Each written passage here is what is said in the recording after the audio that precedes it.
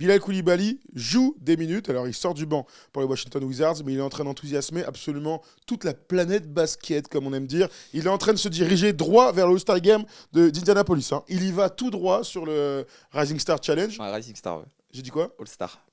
Oui, non, mais c'est tu le dis All-Star qu'il Weekend. va On au a All-Star compris, on a Weekend. compris. All-Star on a Weekend. compris. Bah, quoi? Ça, All-Star ça, Weekend pour Bilal félicitations. Koulibaly. Je sais pas, genre, je sais pas si c'est encore World versus USA. Il n'y a pas eu d'annonce, donc peut-être que ça va. Ah non, c'était Non, même pas ça ça. revient. C'était les 4. Bah, c'est S-Ouest, mais donc pour le gros match.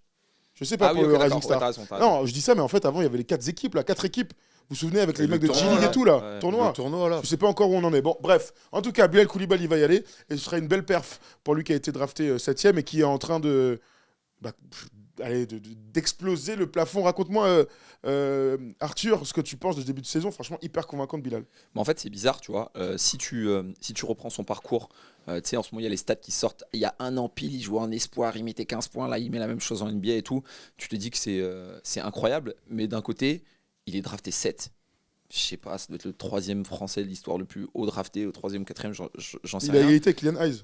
Ouais, et C'est ça, donc les deuxièmes ex-aequo. en fait, il est, si tu prends le point de vue strictement draft, il est aux attentes, tu vois. Genre une dizaine de points, tu sors du banc, t'es efficace pour un numéro 7 de draft. Mais pour nous, Français, voir un rookie taffer, trouver son rôle dans une équipe qui est catastrophique, défendre dur, être là où on l'attend, en fait, ça fait plaisir. Et tu vois, j'apprends à la personne. Koulibaly, c'est clairement c'est clairement la belle histoire et c'est le kiff absolu sur son poste, sur le prototype du joueur actuel. Et en fait, il fait kiffer.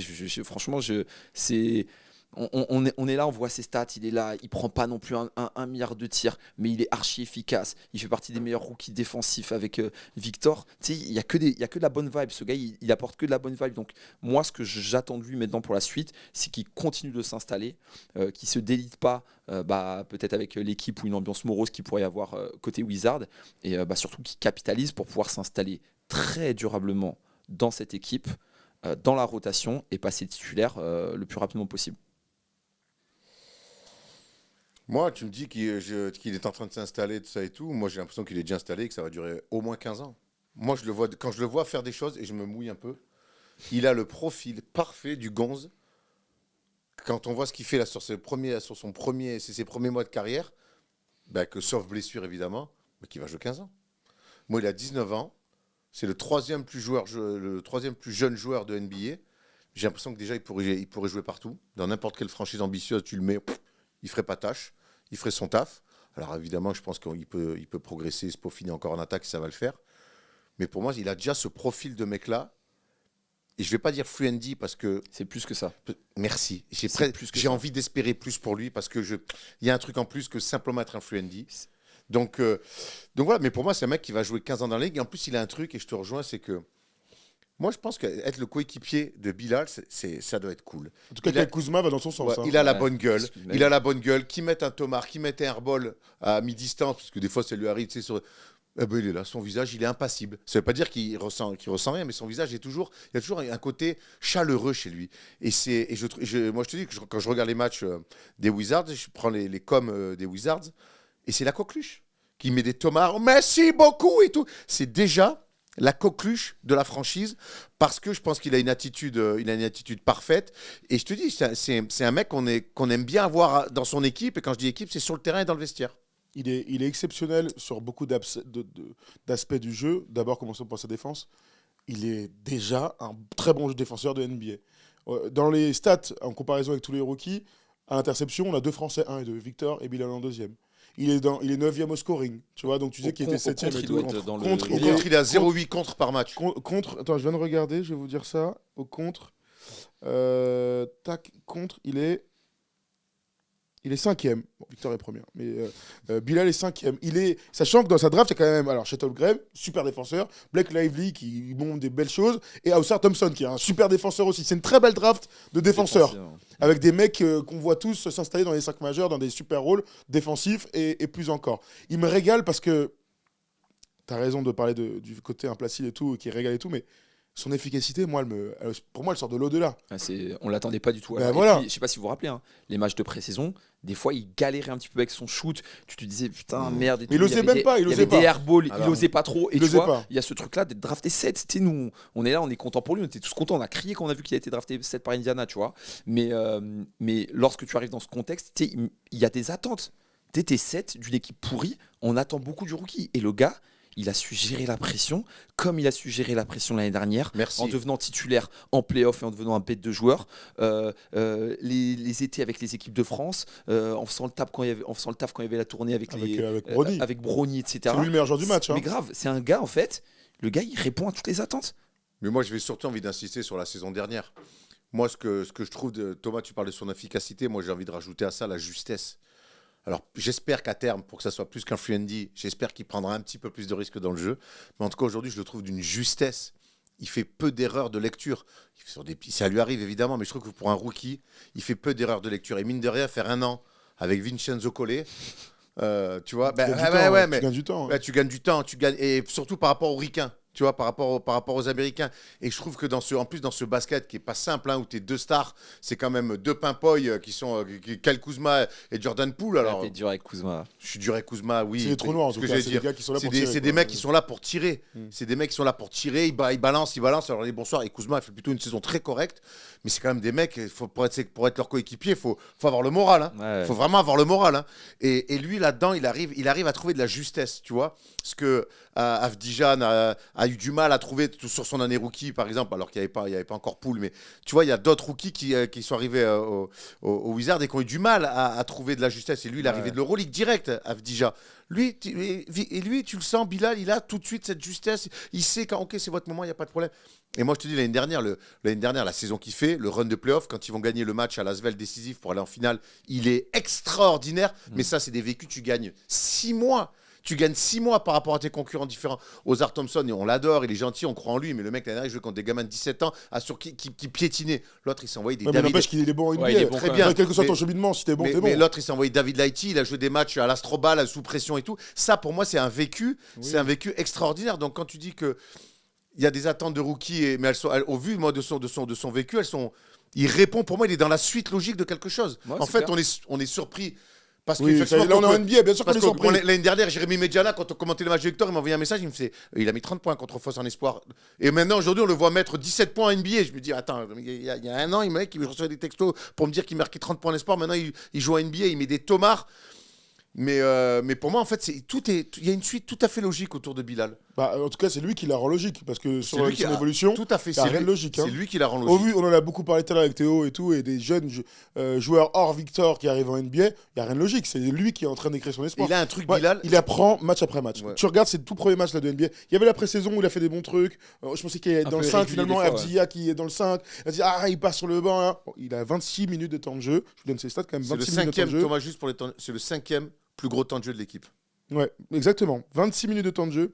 Il a 9,4 points. Il est à 52% au tir, 42% à 3 points avec n'importe quoi. plus c'est de 3 exceptionnel. tentatives. Ça, c'est complètement fou. Mais aussi 4,1 rebonds, 1,7 passes, donc 1,1 interception et 0,7 blocs. Et 1,6 perte de balle. Bref, il est bluffant. Je te parlais de l'efficacité, mais 42% à 3 points.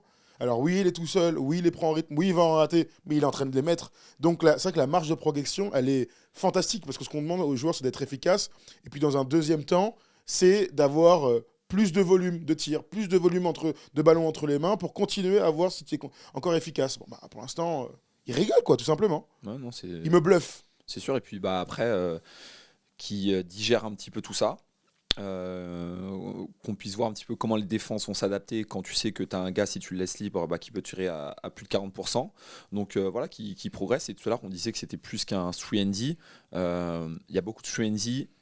En attaque, ils se cachent, ils arrivent tard en transition pour se cacher dans le corner. Non, lui, il est là. Il prend la balle, il envoie. Donc c'est pour ça que je dis que c'est plus qu'un 3&D. En contre-attaque, bah, il fait partie des flèches, tu vois. Il y aura toujours des paniers faciles, Il y aura vu sa toujours, il y aura- vitesse, il y aura hein. toujours des paniers clairement. faciles. Et puis, je pense qu'il s'est installé aussi dans cette équipe, et on l'a vu au camp d'entraînement avec les déclats conjointes de Jordan Poole ou d'autres. Bah, en fait, il s'est pas dit qu'il allait arriver à avoir du temps de jeu en mettant des points. Il s'est dit, je vais défendre le plomb, je vais montrer ça au coach. De toute façon, c'est ce qu'on attend des profils comme le sien. Et il va faire le taf défensivement pour pouvoir gagner du temps de jeu. Et après, le reste, entre guillemets, c'est bonus. Je dis entre guillemets parce que voilà, il montre des pourcentages d'adresse qui sont assez incroyables. Mais voilà, il ne s'est pas trompé, il ne s'est pas inventé une vie et qui continue, qui performe, quoi. Il a cette simplicité, je sais pas, il dégage un truc. En plus, il a la gueule, il a la cote. On a l'impression qu'il a tout pour lui. Hein. Moi, il y a un truc qui me saute aux yeux, c'est que l'année dernière, on se disait, athlète plus. Parce que mine de rien, quand un espoir arrive en pro la première année, bon, athlète, mais des fois, ils savent pas trop comment servir de leur corps. Lui, l'année dernière, on se disait, athlète plus déjà du championnat. Là, j'arrive en NBA, ben, pour moi, c'est toujours un athlète plus en fait. Hein. Ah ouais. Il a toujours ce truc-là de dire, mais en fait, t'es un athlète hors norme. C'était le cas dans l'Hexagone, c'est le cas en NBA. Et ça, déjà aussi, je trouve que c'est encore un plus. Et je te rejoins complètement, moi, sur ce côté où on peut vite faire un raccourci en disant, t'es un athlète, t'es un bon défenseur, tu progresses sur ton tir, allez, free and D. Moi, je reste persuadé qu'à 19 ans, ce mec-là, faut surtout pas le condamner à ce rôle de free and D. Je suis persuadé, je ne sais pas encore quoi même, mais je suis persuadé qu'il peut faire autre chose. Et je te rejoins sur le côté, ce qu'on a voulu faire avec Sekou Doumbouya, hein, free and D, on s'en souvient. Mais sur le côté, c'est une flèche, il cavale devant, il est agressif. Moi, je ne sais pas ce que ce mec, quel sera son plafond, mais en tout cas, j'ai hâte de le voir. Après, les icônes, enfin les gens qui doivent suivre, elles sont évidentes. Hein. Les joueurs, les profils, c'est évident. Moi aussi, hein. Paul George. Ah, tu dis Paul George, toi moi, sur le développement, tu vois, pas Paul George fini, mais il doit aller vers le Paul George Indiana, qui est MIP, qui s'installe progressivement. Il y avait Danny Granger avant. Il devient Paul George quand il veut. Hein. Je sais pas, alors, moi, j'étais sur Nico Batum et sur Michael Bridges, et ça marche très bien aussi. On lui souhaite la même carrière que ces deux mecs. Mais Paul George, avec plaisir. Hein. S'il arrive à exploser comme Paul George l'a fait, bravo. Pour tourner à 28 points, être presque deuxième défensif de l'année, etc. Faut se projeter là. Faut se projeter, mais je te parle dans cette évolution naturelle, lorsque tu vois Paul George qui est drafté 10 en 2010 ou 2011 et qui, au fur et à mesure des années, s'établit et développe un nouveau poste. Paul George qui est drafté pour les mêmes raisons que Bilal. Et je te rejoins beaucoup sur Michael Bridges qui a aussi drafté aux sorties de Villanova pour les mêmes raisons que Bilal. D'abord des forts défenseurs, des athlètes. Nico s'est installé à Portland parce qu'il défend, quoi. Nico aussi. Et du coup, et après, ces mecs-là ont développé un jeu d'attaque qu'ils avaient forcément en eux, mais petit à petit. Mais par contre, ils ont gagné des minutes, et on en revient à ce problème des minutes. On en parlait sur la vidéo avec Théo, on en parlait avec chaque fois des Français, c'est que être sur le terrain, mine de rien, autant le contexte Hornets, on en parlait dans une autre vidéo, bon, il est pourri, autant le contexte Wizards, même si bon, ils font un peu n'importe quoi, et que c'est... Ben, je trouve que mine de rien, pour Bilal, l'équipe, elle gagne pas de match, mais pour lui, en tout cas, le contexte avec le coach qui le fait confiance, c'est pas si mal que ça. Ça change tout, ça, c'est sûr, à partir du moment où il joue. On va accueillir Hugo, qui a envie de parler de Bilal Koulibaly. C'est bien normal, parce qu'il régale Bilal. Est-ce que tu m'entends, Hugo? Salut, mon grand.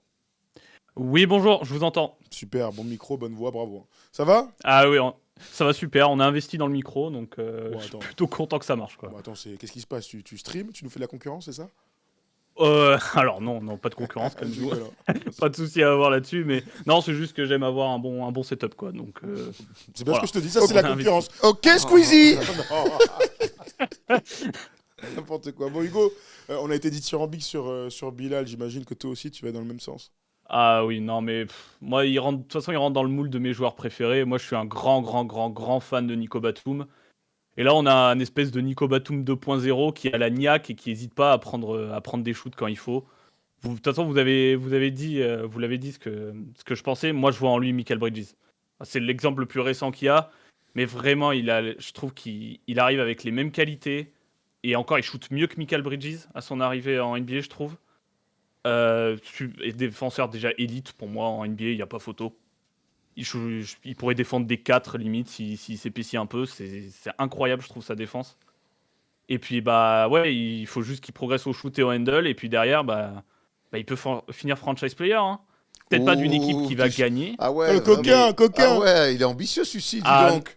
Ah oui, non mais là, moi, je suis tombé amoureux du joueur. Ah ouais, mais bon, l'amour aveugle un peu quand même, parce qu'on adore Bilal, mais là, tu le vois... Pourquoi pas? Alors, Arthur le compare à Paul George. Paul George a été... Dans l'évolution, j'ai dit. Gros, t'as dit c'est le nouveau Paul George, ça t'appartient?